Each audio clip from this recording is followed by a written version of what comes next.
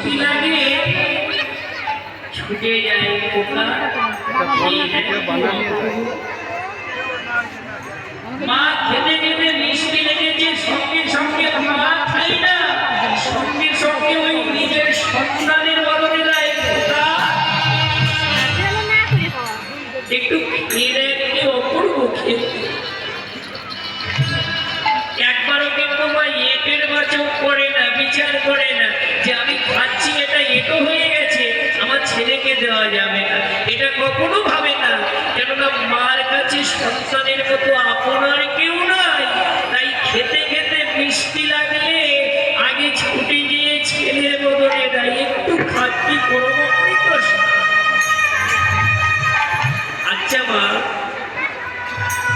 আপনাদের বলি শোনে, আচ্ছা খেতে খেতে ওকে কখনো দিতে পারবে? আপনার খেতে খেতে ভালো লাগলে যে খুব ভালো লেগেছে এটা আমি নয়, আমরা ভগবানকে একটু দিই।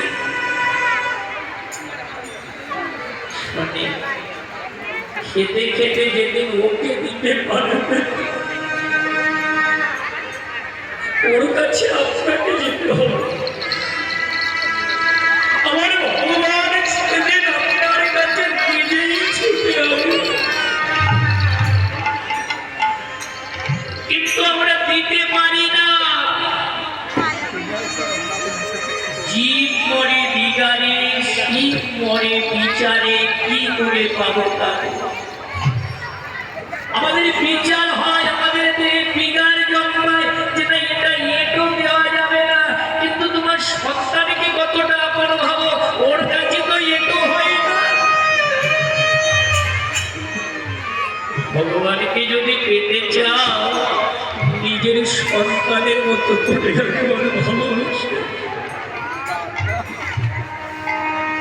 তোমার খেতে খেতে ওকে কে দিয়েছিল জানো? ওই ত্রেতা যুগে হরিজন ফ্যামিলির মেয়ে সরবরী,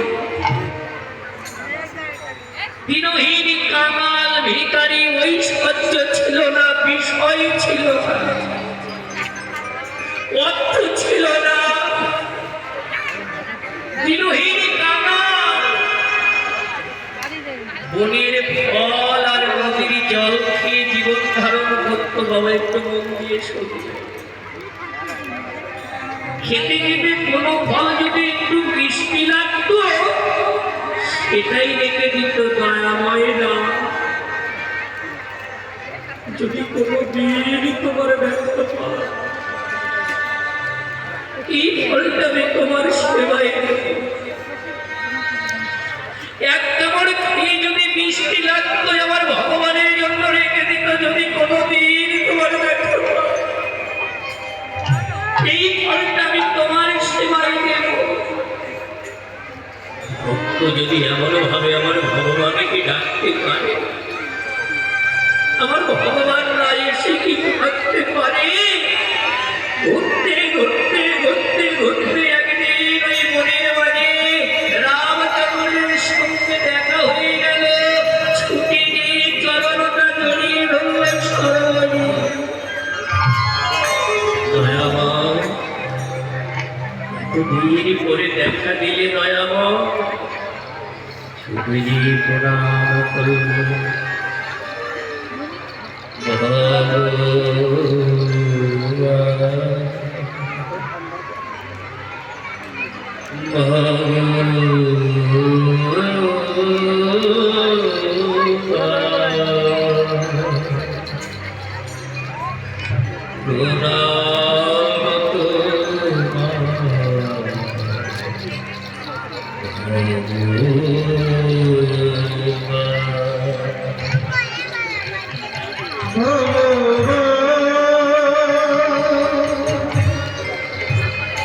ভগবান